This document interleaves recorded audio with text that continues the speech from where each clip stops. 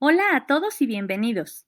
Soy la doctora Edna Méndez, profesora del Instituto de Investigación Científica Dr. Roberto Rivera Dam de la Universidad Juárez del Estado de Durango. En este primer módulo abordaremos el concepto de evidencia, los niveles de evidencia científica y su relación con el diseño de estudios epidemiológicos. Nuestro día a día como profesionales de la salud está lleno de historias como esta. Pacientes que buscan atención médica en nuestros hospitales o centros de salud con enfermedades en su mayoría complejas, multifactoriales, muchas de ellas derivadas de conductas personales de riesgo, carga genética, exposición a factores medioambientales, agentes infecciosos o todos los anteriores. En cada caso, hacemos un interrogatorio y una exploración física exhaustiva, memorizamos algoritmos diagnósticos y guías de práctica clínica sustentadas en artículos de investigación, a partir de los cuales integramos un diagnóstico probable. Intentamos confirmar o descartar nuestro diagnóstico a través de pruebas de laboratorio y estudios de gabinete. E iniciamos un manejo terapéutico esperando el mejor resultado. Efectuamos este proceso casi de forma automática, al menos hasta que algún paciente se comporta diferente. Quizá un caso con una complicación inesperada o una falta de respuesta a tratamiento. Revisamos la literatura científica buscando los artículos más recientes, esperando que alguno de ellos nos otorgue respuestas. Los temas que repasaremos a continuación serán de gran utilidad para comprender cómo se sustentan las recomendaciones de las guías de práctica clínica, así como para distinguir, al momento de hacer una búsqueda bibliográfica, qué artículos pueden ofrecerte altos niveles de confianza, bajos niveles de error y evidencia de la más alta calidad. Los diseños de investigación nos permiten dar respuestas a preguntas comunes en el área clínica, como por ejemplo, ¿cuáles son las causas de la enfermedad? ¿Qué pudo causar tal o cual desenlace en mi paciente? ¿Son realmente eficaces los tratamientos que prescribimos? ¿Son confiables las pruebas de laboratorio que utilizamos? La causalidad se refiere a la relación entre una exposición y la aparición posterior de un efecto. Por ejemplo, la exposición al tabaco puede generar como efecto la aparición de cáncer de pulmón, o el uso de un medicamento puede generar mejoría de una enfermedad o un efecto secundario. Para poder dar respuesta a estas preguntas, los diseños de investigación poseen diferentes características. Existen estudios longitudinales versus estudios transversales, tenemos también estudios prospectivos versus estudios retrospectivos y tenemos estudios observacionales versus estudios experimentales. De acuerdo con el número de mediciones que se realiza en cada sujeto para medir cambios en alguna variable de interés como la dieta, el peso o resultados de laboratorio a través del tiempo o para identificar la aparición de alguna enfermedad, los estudios longitudinales requieren al menos dos mediciones, una medición basal para determinar el estado inicial y una subsecuente para determinar la ocurrencia del evento.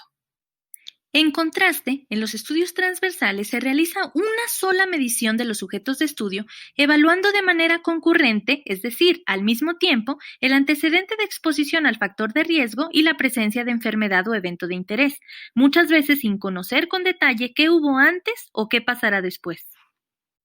Si al inicio del estudio el evento investigado ya ocurrió, por ejemplo, si reclutamos a pacientes que ya cuentan con diagnóstico de cáncer de pulmón y planeamos reconstruir su ocurrencia en el pasado, revisando expedientes o entrevistando al sujeto de estudio para investigar si estuvo expuesto al tabaco, estaríamos hablando de un estudio retrospectivo.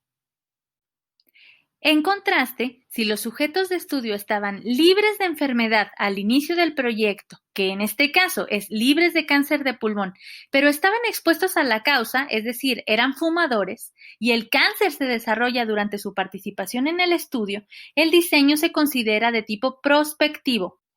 Con frecuencia, los conceptos de prospectivo y retrospectivo que se refieren a la direccionalidad de la causa-efecto se confunden con otros conceptos que son prolectivo y retrolectivo, los cuales hacen referencia a la direccionalidad en la obtención de la información.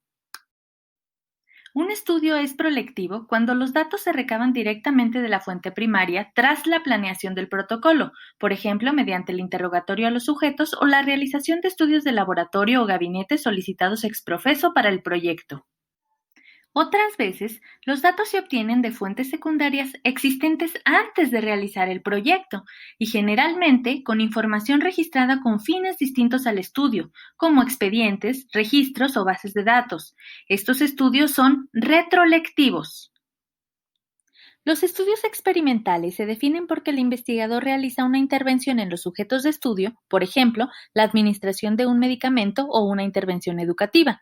En contraste, la finalidad de los estudios observacionales es la observación y registro de acontecimientos de interés sin intervenir en el curso natural de estos. Se define como niveles de evidencia a la escala que jerarquiza los resultados de investigaciones disponibles para emitir juicios de recomendación.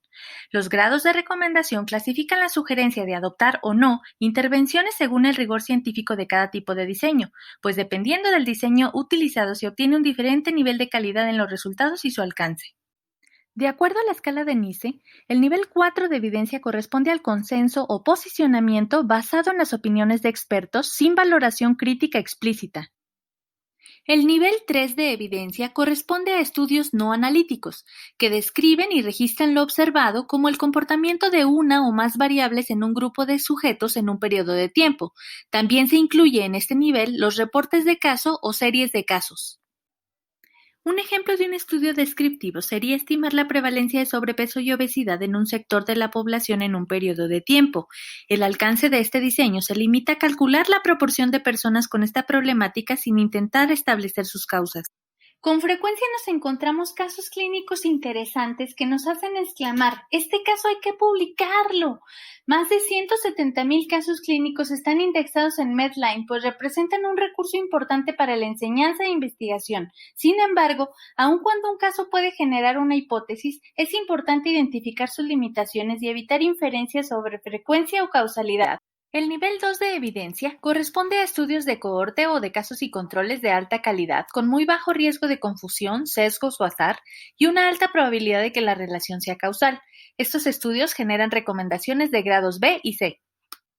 En estudios de casos y controles se integra un grupo de sujetos que al momento del estudio ya presentan el evento o enfermedad de interés, casos, y otro grupo que no lo presenta, controles, y se busca en su historial y antecedentes la exposición a los factores de riesgo que pudieron desencadenar el efecto.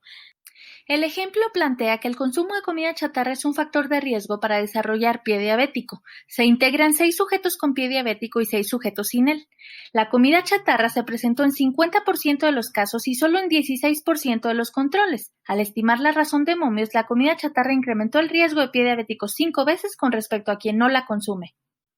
En los estudios de cohorte también se integran 2 grupos, uno de ellos expuesto al factor de riesgo que se pretende estudiar y el otro no expuesto a este.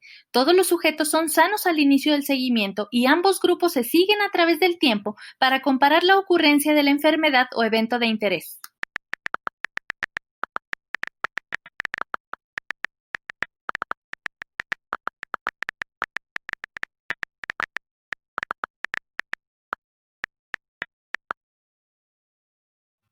De acuerdo al modelo de Bradford-Hill, la temporalidad es un criterio indispensable para establecer relaciones causales.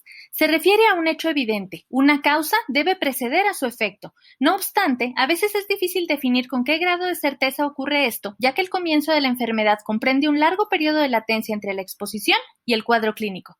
Dada la naturaleza transversal de los estudios de casos y controles, cuando reclutamos a un paciente que ya presenta una enfermedad como cáncer de pulmón, es difícil tener certeza sobre el momento en que inició la exposición al factor de riesgo.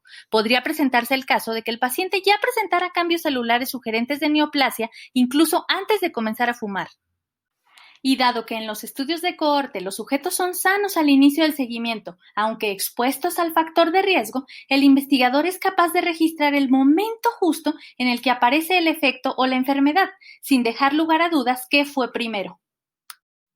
Finalmente, el nivel 1 de evidencia corresponde a los ensayos clínicos con asignación aleatoria y muy bajo riesgo de sesgos. Estos estudios generan recomendaciones grado A, por lo que son considerados el estándar de oro de la evidencia científica y son frecuentemente utilizados para evaluar la eficacia y seguridad de medicamentos. En un ensayo clínico se integran aleatoriamente dos grupos de sujetos enfermos de características similares. Uno de los grupos recibe el medicamento que se desea probar y el otro recibe el mejor tratamiento disponible en el mercado y solo en casos excepcionales puede considerarse el uso de placebo.